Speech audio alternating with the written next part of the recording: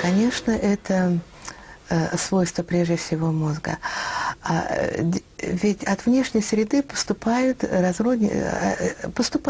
сигналы в наш глаз. Но не глаз принимает решение. Решение принимает сознание. А сознание есть продукт деятельности мозга.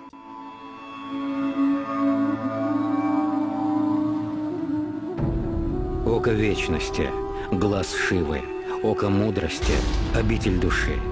Так называют третий глаз. Обычно этот несуществующий орган связывают с ясновидением. В буддизме открытый третий глаз – высшая степень просветления. Поэтому на росписях и скульптурах своих храмов буддисты изображали третий глаз во лбу божеств.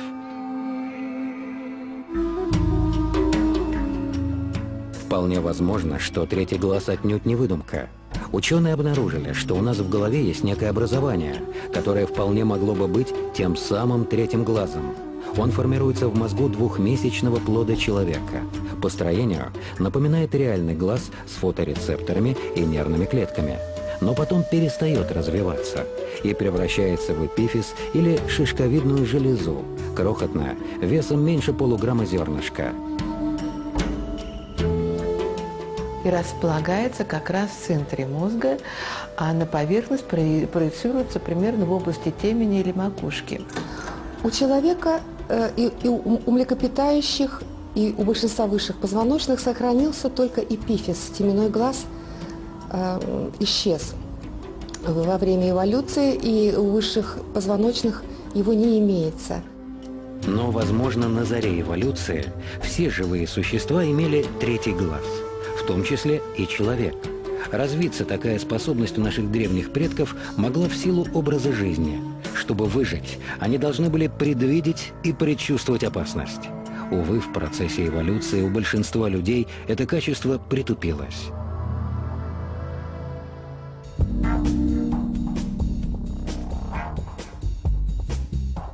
У большинства, но не у всех. Экстрасенс Дарья Миронова, которая утверждает, что видит третьим глазом, согласилась на наш эксперимент. Цель эксперимента – доказать, что ее экстрасенсорные возможности связаны именно с третьим глазом. Я четко формирую свой взгляд вот здесь. Я прям чувствую, как вот это место начинает сжечь. Дальше начинается формирование каких-то картинок, видений. Это могут быть силуэты людей, это могут быть четкие имена. Знаете, вот как доска, и на ней четко вырисовывается имя определенного человека. Это могут быть картины из прошлого, это могут быть картины будущего. Но это только часть того видения, которое, как правило, при помощи третьего глаза у меня происходит. Так, теперь мы будем проводить запись. Мы попробуем посмотреть, как меняется активность мозга в процессе целительской деятельности. Мы видим изображение мозга в профиль, как бы сзади или спереди, и как бы сверху.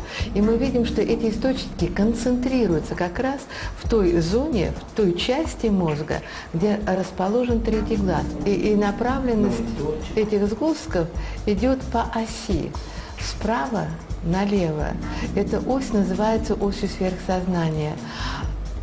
Определение дано в Институте Большой Академии Наук. Таких вот явлений я не могу наблюдать у пациентов ни у кого. У обычных людей они тоже не наблюдаются. Энцефалограмма показала, Дарья Миронова способна управлять активностью своего мозга. Она может формировать и направлять энергетические потоки, которые идут из центра мозга в район лба, где, как считается, и расположен третий глаз.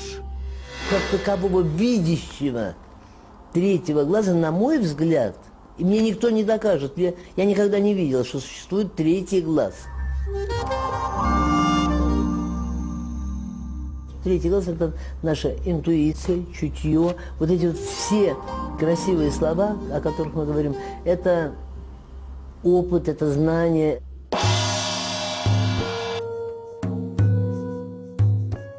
Буддисты верят, что третий глаз открывается путем долгих медитаций.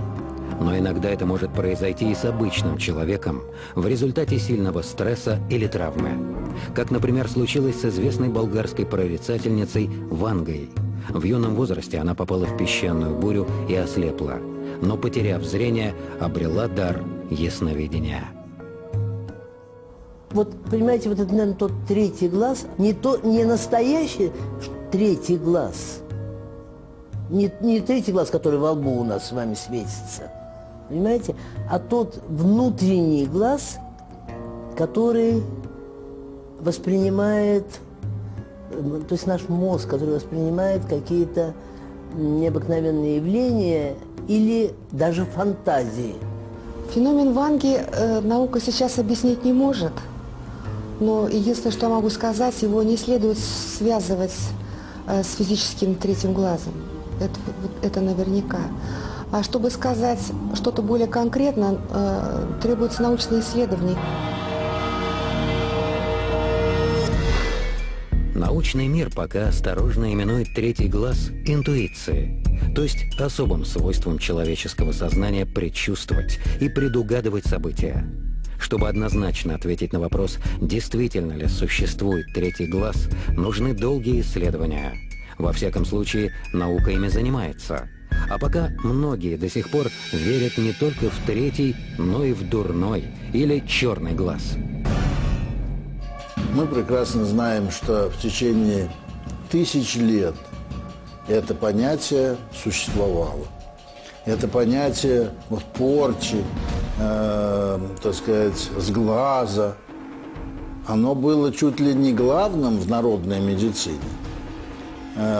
Известны случаи, исторически описанные, скажем, как сглазили на свадьбе жену Ивана Грозного. И она так и умерла, бедняга. Понимаете? Никакие, правда, тогда такое состояние медицины было, что ей, конечно, и при обычном воспалении легких мы не могли помочь ей, но тем не менее. Считается, что взгляд человека с плохими мыслями способен причинить вполне реальный вред. Он влечет болезни, убытки и несчастья. Чаще всего в сглазе обвиняют цыганок. Но оказывается, не только их взгляд может оказывать такое физическое воздействие. Недавно ученые канадского университета Куинс провели научный эксперимент. Добровольцы должны были определить, смотрит на них другой участник опыта или нет. Результаты эксперимента показали, что 95% испытуемых действительно чувствуют чужой взгляд. Они описывали это ощущение как легкое давление на затылок или слабое дуновение ветра. Оказывается, действительно для нашего организма далеко не безразлично, куда смотрим мы, и кто и как смотрит на нас. Одним, чтобы увидеть невидимое, нужен микроскоп, а другим – просто хорошее зрение. Например, телескопическое, когда острота зрения достигает 200 или даже 500%. На самом деле все это зависит от особенностей строения сетчатки, а именно от размера клетки, нервной клетки, находящейся в сетчатке.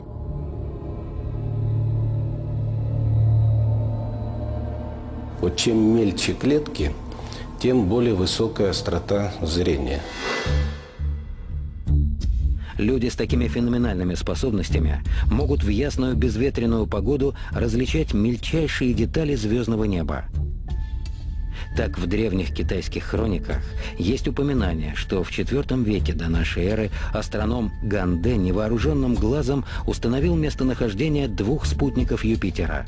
Это почти 630 миллионов километров от Земли. А Сатурн показался ему сплюснутым, что впоследствии было подтверждено астрономическими оптическими приборами.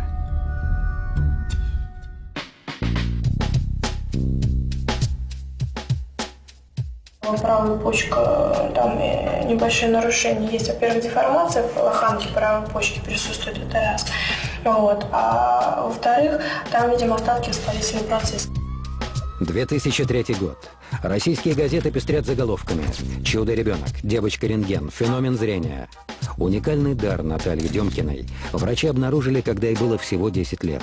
Наташа в буквальном смысле видит человека насквозь. Его внутренние органы, сосуды, каждую клетку. Всему миру она известна как человек-рентген.